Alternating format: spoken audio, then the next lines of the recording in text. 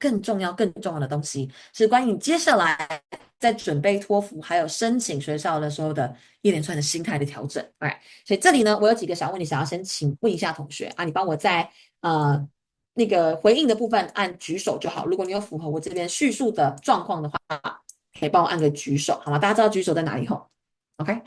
好，我有几个问题要问你，就是非题。好，想要请问一下，在场有多少同学，或者有哪些同学对于自己的英文其实是不太有自信的？你有点担心自己的英文不够好，可能托福会考不好啊，或是你担心你自己出国的时候英文会有影响的，帮我举个手。OK，总之就是你会担心自己的英文的。OK，好，每一题我大概给你个5秒钟的时间反应。3、2、1。OK，好。第二个问题，我先帮你把手放下。有多少同学，或者有哪些同学，其实在做出国这个决定的时候，其实不是一个蛮大的决定，就是说你可能要牺牲台湾的工作啊，对你来说是一个不容易的决定的。帮我举个手，你可能挣扎了一段时间的。OK，好，也差不多。第三个问题，有没有人做这个决定的同时，有一些经济的压力跟考量的？因为毕竟出国读书蛮昂贵，尤其如果你想要去美国的话，那个费用是很可观，所以你可能要考量到这个学费啊，或者生活费啊这些经济考量，其实是你要额外去想到的事情的。OK，好，也差不多的同学。好，最后一个问题，有没有人在做这个决定的同时，你身边比较亲近的家人或是朋友不太支持你做这个决定的？可能是你的家人，或是你的另外一半，或是你的挚友，觉得说哦，你真的要去吗？哎，你确定你要去吗？我觉得你不要去比较好，就是有一种怀疑，或是希望你不要去。对，OK，好，还是有些同学。好的，那我接下来呢，跟同学讲一下为什么我刚刚问你这四个问题哦。这四个问题其实跟我接下来想跟你分享的一个故事有一点关系。反正故事是发生在我的教学开始的大概2年。我其实在这个地方已经在 SK2 工作跟教学，还有雅思这个地方已经教学了9年的时间了。那我大概就在6、7年前的时候呢，那时候因为是疫情之前嘛，所以我们的课程都是现场的。那一样是口说4堂课。那我的习惯是在第4堂课的时候，一样会给同学一些鼓励，然后讲一些心态的东西。当时课堂结束之后呢，大家慢慢的离场了，剩下一个女同学，她留得非常的晚，她在跟我们当时的助教呢聊天，然后我在收拾完教室之后呢，我就加入他们的对话。殊不知我一靠近那个女同学的时候呢，她转头看着我，她就开始泪如雨下，开始很认真的在哭。然后第一个反应大概是吓到，她说我这么可怕吗？为什么一靠近你就开始哭了？她就边哭边跟我分享了她自己的一些人生的故事。那大致上，他告诉我的事情是，他其实从小到大一直以来都非常非常想出国读书，还有一个美国的留学梦。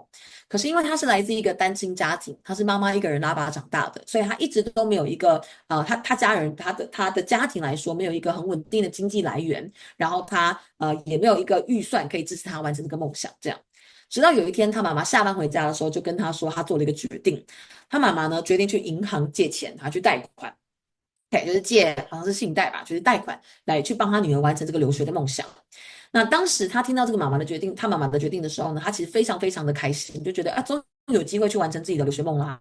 可是随之而来的就是一个庞大无比的压力，因为他自己觉得他的英文不够好，然后他觉得他英文不够好，他有可能托福就考不高嘛。他也觉得他托福如果考不高，他就很难申请到上数一数二的学校，那他就很难在毕业之后呢，留下来找到工作，然后帮他妈妈还这笔钱。对，所以他那时候就非常担心自己的这整个计划有可能会让他妈妈最后的结果很失望，这样。那时候我在听他叙述这段故事的时候呢，我其实心中第一个有的想法就是，为什么他还没有开始准备，他还没有真的开始去着手准备他的托福考试，他就已经觉得自己做不到，他就已经想这么远了，觉得他自己没办法就是成功了呢？那为什么这么缺乏自信呢？而我当心中想了这个问题的时候，我瞬间看着他，却好像同时可以同理又可以理解他的感觉，因为我就瞬间想到小时候在读书的我自己。OK，大部分同学应该跟我们都是嘛，就是从小到大在台湾读书的嘛。那从小到大在从台湾读书的过程里面，其实我一直都不觉得我们有被教导什么叫自信。可反过来，我们都是被告诉说我们就是不够好，我们要继续努力才不会输在就是起跑点的地方。哎，所以你一定要一直不断的进步。那以前的我，其实在读书的时候呢，从小到大一直都是成绩蛮优异的同学，就是我是那种班上可能第1名或第2名的学生。但是，就算我都已经考到班上前1、2名了，我都一直不是一个特别有信心的小孩。当时我不是一个特别有自信的人。那个时候，我看到我身边的同学，即使他们成绩不好，可是他们每个人都有自己的才艺。有些人会唱歌啊、跳舞啊、钢琴啊、画画啊，就连那我自己的弟弟，他自己都是多才多艺的人。但我唯一会做的事情就是读书。而那时候，我身边的人，包含我的朋友啊、家人啊、老师啊，都跟我说：“So you're really good at this. You're really smart. You're really intelligent, and you're really good at taking tests. So if you study hard, you're gonna go to a really good high school. If you graduate from a good high school, you're probably going to get into a really good university in Taiwan. If you graduate from a top university in Taiwan, you're going to find a really good job and make a lot of money. That's what people were telling me when I was younger. They just told me I'm really good at studying. So if I just, try harder, I'm going to end up with a really good job. But nobody ever cared to ask me what kind of things I wanted to do for myself. Nobody asked me that. Nobody asked me what my passion is or what kind of interests I have. They just told me that I should just study hard. And when I was younger, I never thought about that either. I never thought about what kind of things I could do additional to, in addition to study. I just thought, okay, if my parents, if my family said so, if my teachers said so, I should just try my best to follow, their expectation. So that's how I grew up all the way until high school. So one day when I was in high school, it was during the first year in high school. There was this exchange program going on between my school and some European cities. So a student from Finland, 一个芬兰的学生, she was sent to my school and I was assigned to be her buddy. As her buddy, so with the I had to show her around the campus, I had to kind of like engage in conversations with her and just introduce her to more people on campus. The very first time I met the girl from Finland, she was very nice. Like, she was very talkative. She was very outgoing. And she told me a lot about her experiences, her traveling experiences. She also told me why she first wanted to come to Taiwan. When I was listening to her sharings, I was truly amazed by her because she's only 2 years older than me, but she had so much more experience already. She had traveled the world. She had seen, different people, and she had, she could speak different languages as well. So I was really inspired by her. So after meeting her, I told myself that one day I want to become someone like her. I want to become someone, who has seen the world. I want to become someone who has a passion in life. So I went back home and I told my parents that I also want to become an exchange student. I also want to study abroad.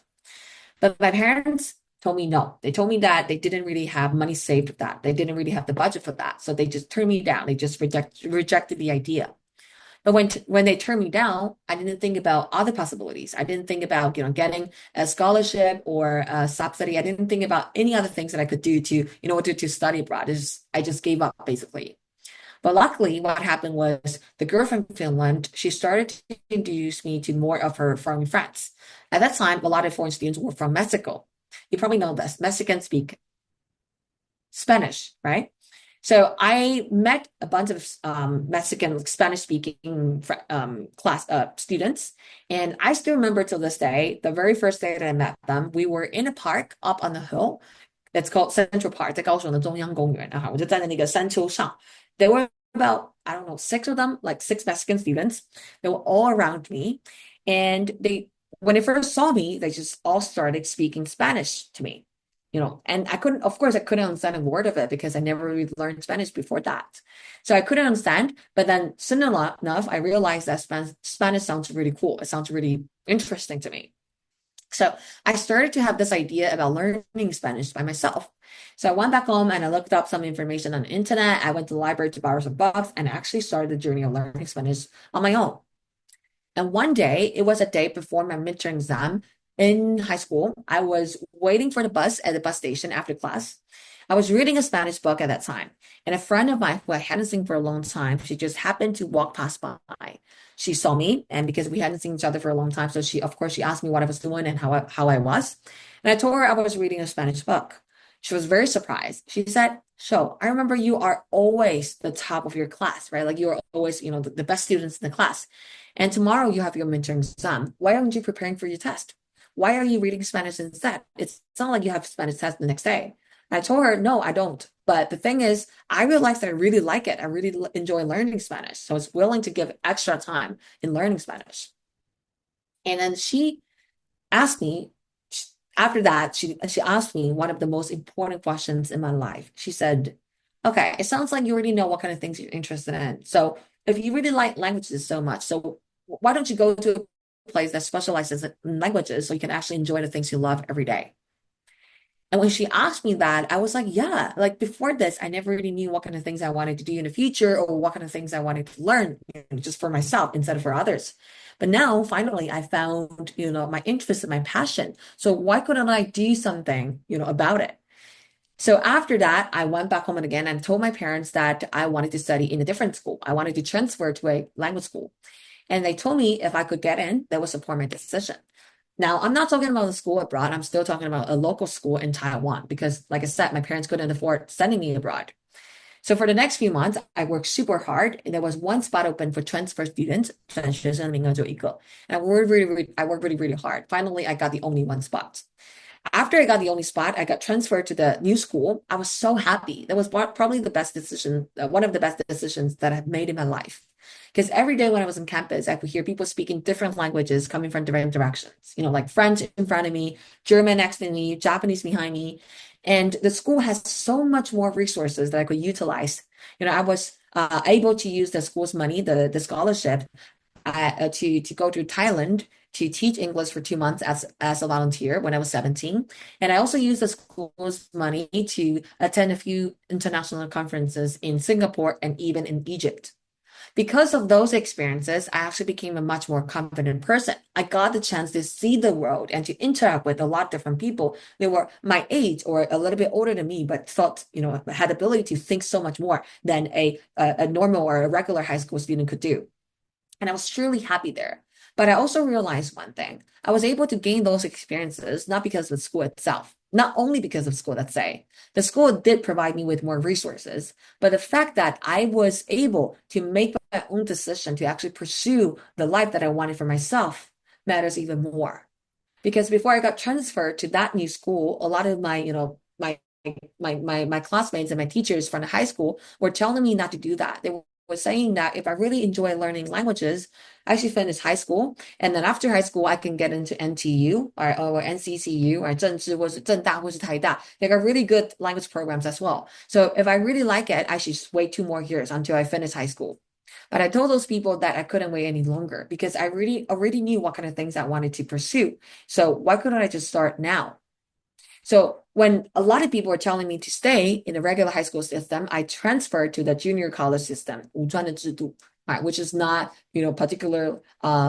particularly popular or like very well received in Taiwan. But I still followed through. And I was really, really happy about that decision because, like I said, I became a much more confident person. However, my story didn't just end there. After I finished that school, I finished the study there and got my associate degree, 在台湾叫做五专的大专的学历嘛，五专的学历. I had to go somewhere else to pursue my bachelor, 就是我的大学学历必须要去另外一个学校读. So I applied to another school and supposedly I was going to study there for 2 years, 要读2年的. After I got to the third school that I attended, I was also the top of the list. I realized it was a very different school. So the last school that I attended basically had a lot of unreasonable rules. They wanted students to ask no questions in class. They want students to wear uniforms. They wanted students to like report every action they do, during certain holidays and stuff. They wanted students to just basically follow a lot of orders. And one day I felt like this is not going to work. I feel like this is not something that we should be doing in school. So I went to talk to a lot of my classmates and we had a meeting and I went to talk to the professors. I even went to the dean of the department. I told them about how education should be different, how education should be more empowering, how we should allow students to ask questions and challenge the rules that don't apply in today's society anymore.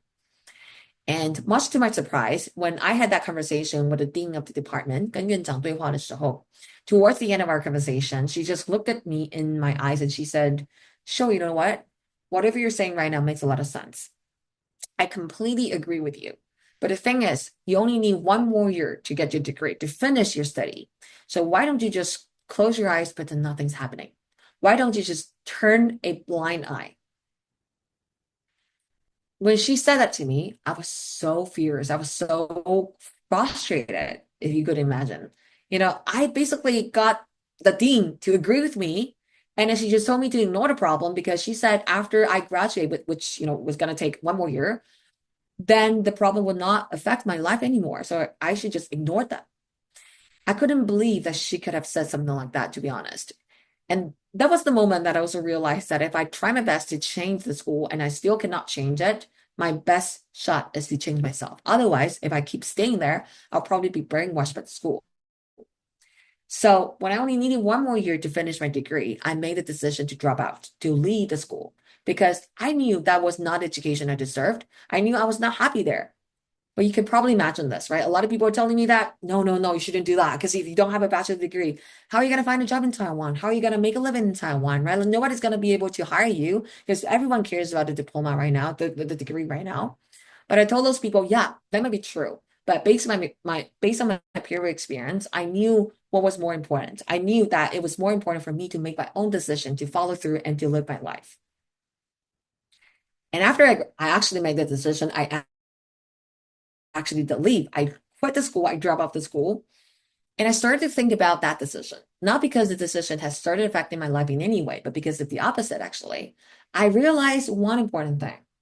Just because I walked away from the school, just because I walked away from the problem, does that mean the problem does not exist anymore? It doesn't mean that. The school is still there. The problem is still there. The school is still recruiting thousands of students every single year. They're still brainwashing them every single day. And what am I going to do about it? That's the question I ask myself. If I'm no longer a part of the problem, how can I be a part of the solution from now on?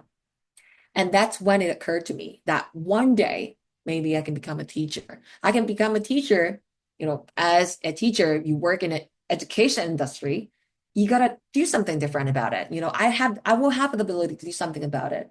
So that's when I started to think about, becoming a teacher. And then that's when I actually got into today's, like this job, basically.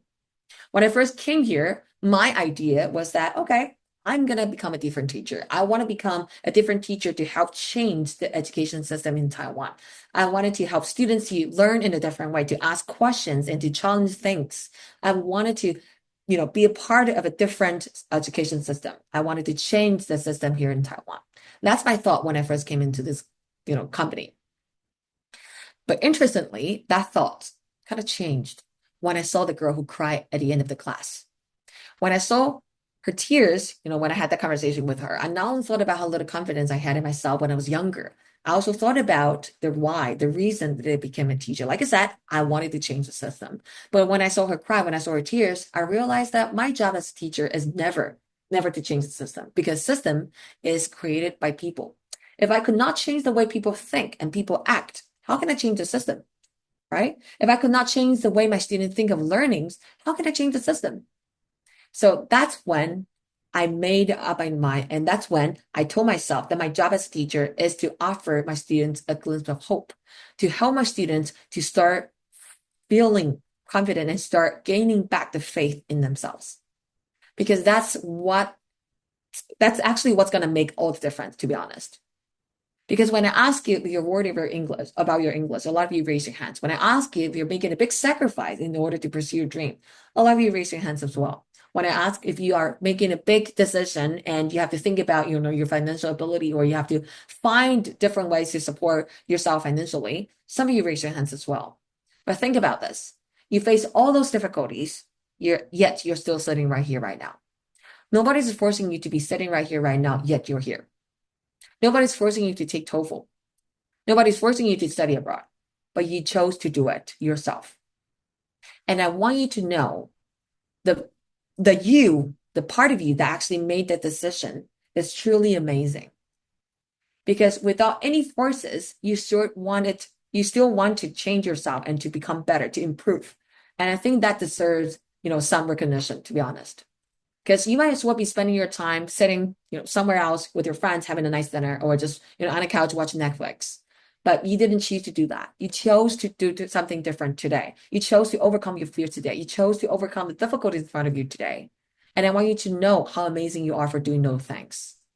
If you can start from there and to find, the confidence and the faith in yourself, I truly believe you'll see your journey differently. And if you can do that, you can view learning differently. If you can see your journey differently, I really believe with that kind of different mindset, everything would actually change. Not just your life, but our lives together. The way we view education together, the way we actually see learning together. But I know it's very difficult. It's very difficult to have faith in you because, like I said, since we were kids, we're told that we were not enough. We have to try harder. And nobody's born with confidence. So there are a few things that I want to encourage you to do. First of all, when you go home and when you have a chance, I want you to take a look at this TED Talk. It's called Your Body Language Shapes Who You Are. Basically, the speaker talks about how uncomfortable we are when we're giving a speech or taking a test. A lot of times you cannot avoid those situations. So what you can do is to fake it. Fake your confidence with your body language, with your gestures, and then one day you might become a confident person. Okay. The original saying was fake it until you make it. And the speaker actually a couple of years later changed it to fake it until you become it. So you can actually fake your confidence and one day you can become a confident person. Everyone has to start, at some point, and you might as well start it right now. But I think what's more important for you to become a confident person or to have faith in yourself is to know your why. This is actually the real reason why we introduced Golden Circle to you in the first class. It's not just because it's very useful for your TOEFL speaking. It's also because it's very useful for your life. Because honestly, everything you're making, every decision you're making right now has to go through yourself. You are the one making it. And in the first class, we said the most important step in using Golden Circle is to identify the who in the question. And don't forget, you are always the who in the questions of life. So whatever decisions you're making right now, make sure you're the one making it and make sure you know the why behind it. Why are you taking TOEFL? Why do you want to study abroad? Why do you want to live abroad? Why do you want to work somewhere else? Why are you doing the things you're doing right now? If you can spend some time with yourself and ask yourself those questions, if you can clarify your why, your motivations, I really believe that's going to be your strongest weapon. Because with that clear motivation, you'll be able to go so far that nobody will be able to stop you. Because next time when people point their fingers at you and tell you that your English is not good enough, or when you go abroad, people tell you that you're not good enough, you're not going to be able to, you're not going to listen to those people because you know deep inside your heart that you're not learning English, you're studying abroad for those people. You're doing it for yourself. So as long as you can know that why, I really believe you will be able to walk so far to the place that you actually want to achieve. So I think that's the most important thing about Golden Circle. And I know it's different, it's difficult, but you have to start right now. So if you feel sometimes that you lost faith or you don't really know what you're doing, I want you to find that small part of you that actually started the journey. You first came in here because there must be a small part of you thinks that you can do it. Otherwise, you would not even try, right? If you think it's impossible, then why are you here? So there must be a small part of you that thinks that this is possible, that you can achieve it. So what you need to do is to every day spend some time with that small part of you and grow with that small part of you. Make that part of you become bigger and bigger until the day that you know that every being or everything inside your heart or in your body thinks and knows that you can achieve the things you want to achieve. And that day, I think it's the day that you will be successful. It's not the day that you successfully apply to the school that you dream about or to get the dream job that you get, but to actually truly know yourself and know that you are with yourself, you are the biggest supporter for yourself. And from that day on, I really believe you can conquer anything. And at the same time, I hope you can find, the joy in learning as well. I feel like the learning, the process is just a simple means to your ends, right? To the things that you want to achieve, to your why and to your how. We say how is your goal and why is, the things that you truly believe in. So learning is just a process for you to achieve those things. So learning sometimes can be hard, but don't forget what you're trying to achieve behind learning. Like I said, I finished the school, not finished, but I left the school early when I only needed one more year to get my degree. At that time, I knew that was not the education deserved. But just this year, I actually decided to go back to the school, not to the same school because that's not the school I want. Okay, so I decided to get another degree, a master's degree in the UK. So I'm currently actually studying for a master's degree in the UK. Not locally. I'm doing a distance learning thing. I'm actually studying at King's College, which is also a very good college, good university.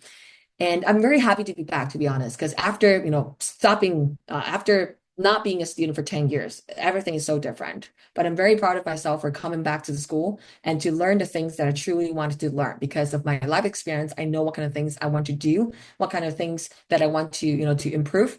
And because of that, I am a lot more confident in my learning right now. I have a clear purpose. I have a clear why. I know where I want to go. I'm no longer just a student trying to fulfill people's expectation of me.